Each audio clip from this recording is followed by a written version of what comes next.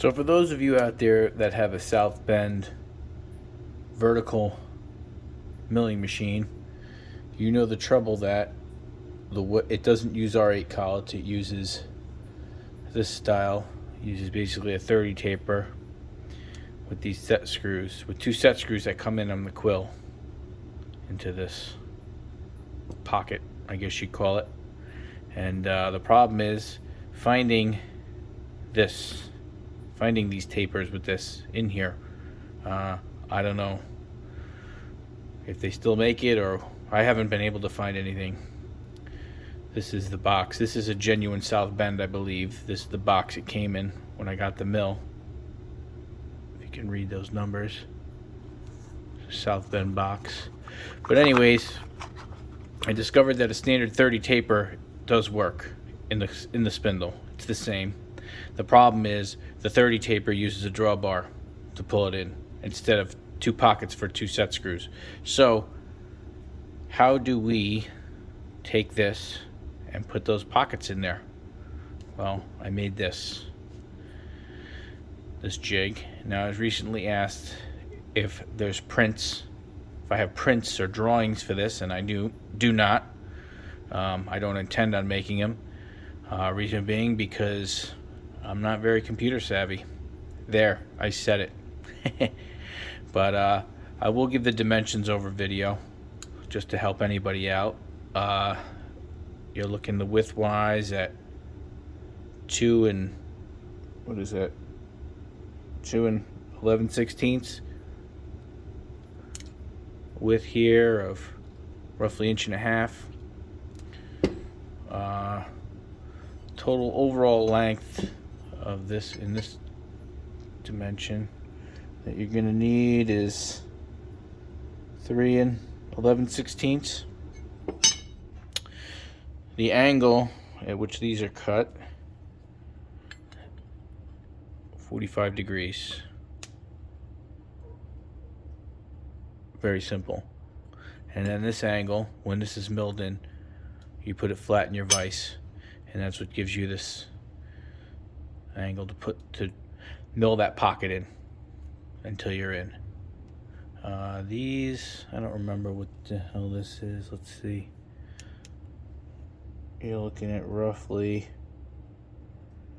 I guess, 5/8 width on those.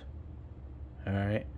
Now, what I really think, the number that people are really after, is this angle of this taper. And I don't know what it is, but I will show you how I got it, how I was able to make this. See, this goes in, you got your hole in the back, this bolt draws it in. I guess this bolt's a little longer than I need. That holds it in the jig. You then sit it on these flats in your mill vise, and that gives you the angle. And you just go run the mill in until the pocket has been milled. But yeah, so I think the real number, though, that this is pretty basic stuff. I think the real number that people are after when they ask me is they want to know what taper to bore this out to. I did it on a lathe, and I'm going to show you how I did it right now. It's very simple. Let me just bring you over to my lathe where I have it set up. I just took another 30 taper end mill holder, or any 30 taper, held it by the shank. Now this is just a setup, just to show you.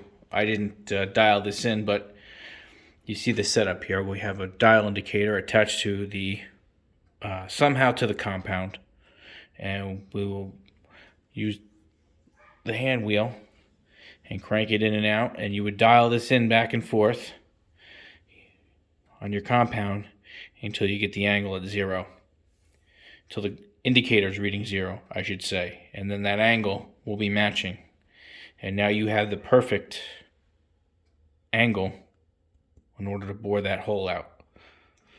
So that's how I did that, and I bored it in a 4-jaw. It's pretty simple. You know, it takes time. I'm not going to lie. That's why I didn't go through the effort of dialing this in, because it does take a little while to do. But without any other means of knowing the angle, that's the way I did it. And that's the way I did it to get it, you know, just right. You know, you can look up what that angle is. I'm sure there's paperwork on that, how that's tapered and what the dimensions of that taper are. But, you know, using these graduations is only so accurate to begin with. You know, and then when I was boring it, I just used one of these. I have several of them that I haven't even put pockets in yet. And I just used it, and I just went in until it felt like it sat in far enough to accomplish what I needed accomplished. And yeah, so that's it. So, and you know, this lathe is pretty big. If you're a home hobbyist, this is probably not the size lathe you're going to have. However, just know that when I made that jig, I didn't have this lathe yet. I had a 10-inch Sheldon. Thing was pretty whipped, and yet I was able to get it done. So just because I have it set up in this lathe, don't let that size intimidate you. It can be done, no matter what size lathe you have. Actually, I might have even done it on my Craftsman lathe, which is even smaller yet than the Sheldon that I have, or had. I got rid of it. But yeah, so, and here's the mill again if anybody wants to see it. There's my collet, ER32 collet adapter. And yeah, so, and that's it. So I hope that helps. Any more questions, let me know. And I'll try and put a video out for it as soon as I can.